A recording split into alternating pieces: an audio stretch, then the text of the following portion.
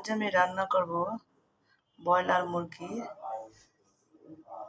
এখানে আছে মুরগি, টুকরো টুকরো করে ভালো করে ধুয়ে নিয়েছি। তারপর আছে আদা রসুন, ধনিয়া, জিরা, মরিচের গুঁড়া, হলুদের গুঁড়া, সামান্য টমেটো সস, পেঁয়াজ কুচি, আলু, কাঁচামরিচ, লবণ, তারপরে গরম মশলা, পানি এবং তেল।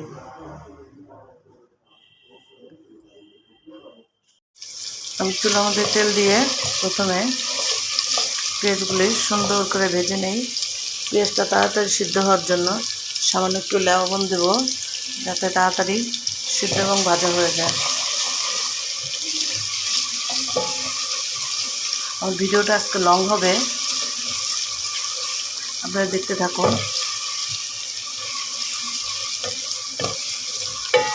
আজকে একটা আমি ছোট গল্প বলবো, আমার স্কুল লাইফের একটা গল্প। যখন আমি একদম ছোট ছিলাম সম্ভবত ক্লাস 2তে পড়তাম। তো আমরা 5 ভাই বোন, 4 বোন, 1 ভাই। তো একদিন স্কুল আমার মোটো ভালো লাগতো না। একদিন আইডিয়া করলাম, মা সকালবেলা নাস্তা টাস্তা খাওয়াই টাওয়ায় স্কুলে পাঠাইছে। আমি যেহেতু 3 নাম্বার, আমার ভাইটা আমার ছোটো, বোনটাও ছোটো। স্কুল আসলে মোটো ভালো লাগতো না, স্কুলে যেতে ইচ্ছে করতো না। কিন্তু পরে চিন্তা করলাম কী করি, আজকে স্কুলে যাবই না, ভালোই লাগে না স্কুলে যাওয়ার। কিন্তু বাড়ির পাশে ছিল রেল লাইনের হাতের ডান দিকেই স্কুল, একটু হেঁটে যেতে হয়। তো আমার ছোটো ভাইটা আর ছোটো বোনটাকে নিয়ে এই রেল লাইনের পাশ দিয়ে আস্তে আস্তে আস্তে আস্তে করে হেঁটে হেঁটে একদম আমার ছোটো ফুপুর বাড়িতে। ছোটো ফুপুর বাড়ি আবার সামনেই ছিল, স্কুল থেকে একটু 5 মিনিট হাঁটলে ছোটো ফুপুর শ্বশুর বাড়ি। সেখানে গিয়ে উঠলাম। তো ফুপু দেখে আমাদের বললো যে কি স্কুলে থেকে কেন এখানে আসলি, স্কুল কি বন্ধ নাকি? না ফুপু, যে স্কুল না বেড়া ছিল, তো স্কুল ভেঙে গেছে, এখান দিয়ে শিয়াল নাকি ঢুকছিল, এই জন্য ওইখানে স্কুলে নাকি এখনও শিয়াল আছে। এই জন্য স্কুল থেকে স্যাররা বলছে যে বাসায় চলে যাও তোমরা, এখানে শিয়াল ঢুকছে। ফুপু আমাকে 2 ভাই বোনকে 3 জনকে খাওয়া দাওয়া বাসায় নিয়ে আসছে। বেলা 2টার দিকে বাসায় নিয়ে আসছে, স্কুল ছুটি হয় 2টার দিকে। মা কিন্তু ঠিকই টের পাইছে আমরা 3 জন একজনও স্কুলে যাই নাই, কারণ 3 জন ফুপুর বাসায় ফুপুর সাথে গেছি। ফুপুর একটা ছেলে ছিল, ওই ছেলেকে নিয়ে ফুপু আমাদের সাথেই তার বাপের বাড়ি আমাদের বাড়িতে আসলো। আসার পরে মা জিজ্ঞেস করলো যে আমার তো মনে হয় না ওরা 3 জন স্কুলে গেছে, তুই এদের কই পেলি? বলে যে স্কুলের ভিতরে বলে শিয়াল ঢুকছে বেড়া ভেঙা, এর জন্য আর স্কুলে যায় নাই, স্যাররা বলে বিদায় করে দিছে। কিছুক্ষণ আগে ওর ইসমাইল স্যার আসছিল, বাসায় আসছিল।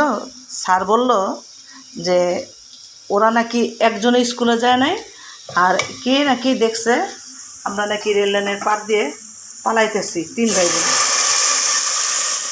এটা দেখে আয়সা তো মায়ের বলে দিছে। বলে দেওয়ার পরে মা তো খুব রেগে টেগে একদম অস্থির, আজকে অবস্থা খারাপ। তো ফুপুও বাড়ি থেকে বিকালবেলা বের হয়েছে।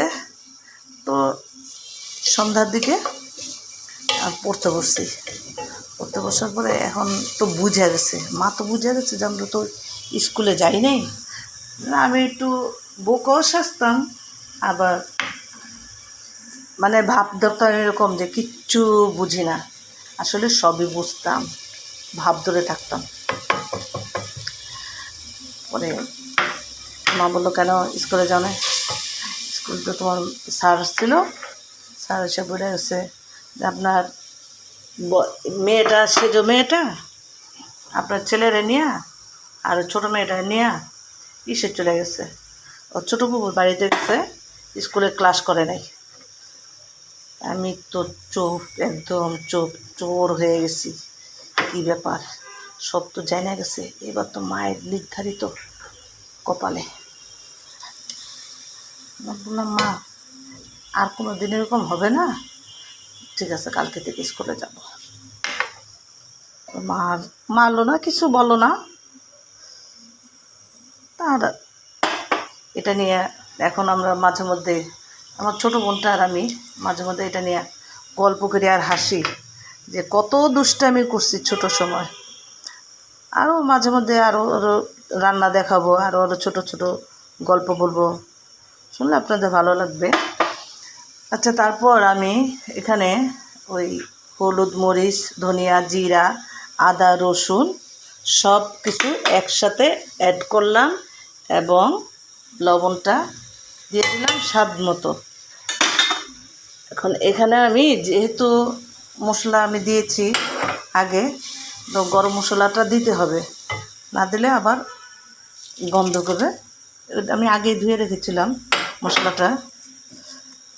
অনেকে ভাবতে পারেন যে এই আপা কী রান্না করে ধুয়ে টুয়ে না, আসলে ধুয়ে টুয়ে রাখি। আমার বাড়িতে আমি বারে বারে বলতে চাই না, আমার বাসায় গ্যাস আছে, রাত 11টার পরে আমি রান্না করতে বসছি, এখন এটা 11টা 20, রাত 11টা 20, বুঝতে পারছেন? তো আমি সন্ধ্যা হলে এই কাজটা সব আগায় রাখি, আগায় টাগায় রাখা পরে 11টার পরে বা 12টার পরে করি। মানে একদিকে আমি ভাতও বসাই দিছি, এই যে এখানে ভাত বসাই দিছি। ছোটো ছেলে আসছে বাইরে থেকে ঘোরাঘুরি করে, কারণ বাসা বসে থাকবে কতক্ষণ, ভাল লাগে না, ঘুরে ঘুরে করে আসছে বন্ধুবান্ধব। সে আবার ইঞ্জিনিয়ারিং পড়ে, বন্ধুবান্ধব নিয়ে আড্ডা টাড্ডা দিয়ে আসছে। তো 11টা বাজার আগেই ফোন দিই যে বাবা বাসায় চলে আসো। ছেলে আবার চলে আসছে, চলে আসে যে আমি রান্না করতেছি, রান্নাঘরের দরজা বন্ধ, কারণ বাইরে টিভি চলতেছে, টিভির আওয়াজটা এখানে ভিডিওতে চলে আসবে, এই জন্য আমি দরজা বন্ধ করে রান্না করতেছি। তো দেখে গেছে, দরজা খুলে একবার দেখে গেছে আম্মু কী করে, দেখে গেল। এই তো এখন মশলাটা কষানো হোক, কষানো হতে হতে আপনারা আমার পাশে থাকুন, দেখতে থাকুন আমি কিভাবে মুরগি রান্না করি, ব্রয়লার মুরগি, বিশেষ করে ব্রয়লার মুরগি কীভাবে রান্না করি এবং কেমন করে রান্না করি, মজা হয় না খারাপ হয় সে যারা খায় তারাই বোঝে। আমি খুব কমই খাই, আমার প্রিয় খাবার হলো গিয়া টমেটো দিয়ে চাটনি, সালাদ, এগুলি। আর রাতে আমি রুটি খুব পছন্দ করি, আমার ছেলে বউটা বাসায় নেই, আমার একদম ডান হাত চলে গেছে, সে বাবার বাড়ি গেছে।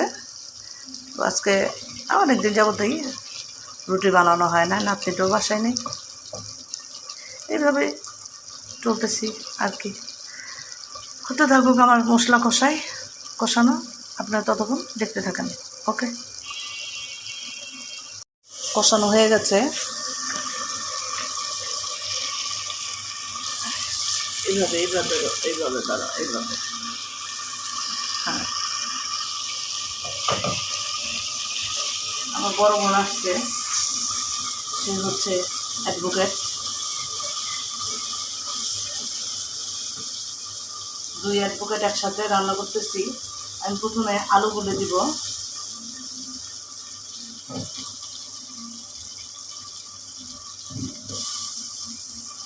মশলা মধ্যে আলুগুলো প্রথমে দিয়ে নিলাম, কারণ আলু তো নতুন আলু, সেটা একসাথে দিতে হবে। আর এই যে কলিজাটা তুলে রাখলাম, রান্না শেষের পরে এটা দেবো। আর যদি আমি এখন এই কলিজা একসাথে দিয়ে দেই তাহলে তরকারি কালো হয়ে যাবে, এই জন্য কলিজা রান্না শেষ হওয়ার 5 মিনিট আগে দিতে হবে। এখন মাংসগুলি দিয়ে দিচ্ছি, কারণ আলু আর মাংস একসাথেই কষাতে হবে, ব্রয়লার মুরগি আর আলু একই সাথে সিদ্ধ হবে। এগুলি নতুন আলু, ব্রয়লার মুরগিও নরম, আলুও নরম।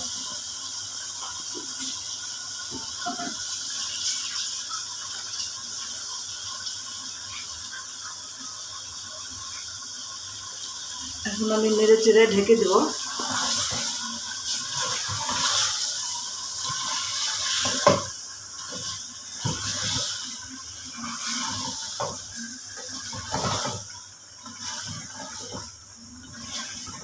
কষানো হয়ে গেলে গরম পানি দিয়ে তারপরে রান্না শেষ করার আগে কাঁচামরিচ আর কলিজা রান্নার সাথে দেবো, তরকারির সাথে অ্যাড করে দেবো। ঢেকে দিলাম তরকারিটা।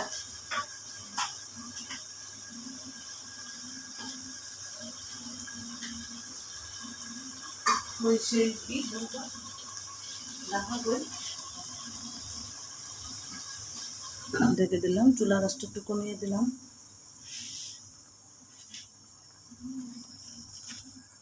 সঙ্গে থাকুন।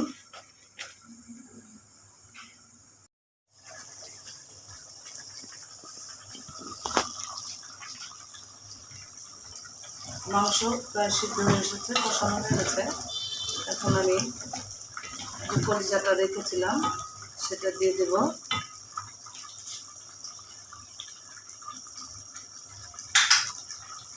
দিয়ে দিলাম সেটা। এখন বেশি হয়ে যাচ্ছে, সিদ্ধ হয়ে যাচ্ছে, তাই আমি গরম পানিটা ঢেলে দিলাম। অল্প দেবো পানি, মাখা মাখা ঝোল থাকতে হবে। জল জ্বালা ঝোলে আবার ভালো লাগে না একটা খেতে, জ্বালা মুরগি যেহেতু। আর একটু ঝোল দিলাম। এই ঝোলের মধ্যেই আলুটা সিদ্ধ হয়ে যাবে। তারপর আমি কাঁচামরিচ দিয়ে নামিয়ে নেব। আবার ঢেকে দিলাম কিছু সময়ের জন্য। ওকে, হয়ে গেল আমার মুরগি রান্না করা আলু দিয়ে। এখন আমি কাঁচামরিচ দিয়ে চুলা বন্ধ করে দেব।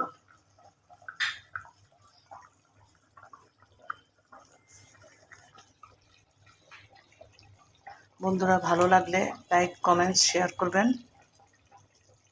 আমার একটা ইউটিউব চ্যানেল আছে, সেটা হচ্ছে রান্না শিখি চলো। ভালো লাগলে ওখানেও দেখতে পারেন। আপনাদের দেখার উপরেই আমার ইউটিউব চ্যানেল বানানো বা ফেসবুকে রিলস বানানো সার্থক হবে। যদি আপনারা না দেখেন তাহলে বানিয়ে আমার কোনো লাভ নেই। থ্যাংক ইউ সবাইকে। নেক্সটে আবার কোনো একদিন রান্নাও দেখাবো এবং গল্পও করব। ওকে, বাই।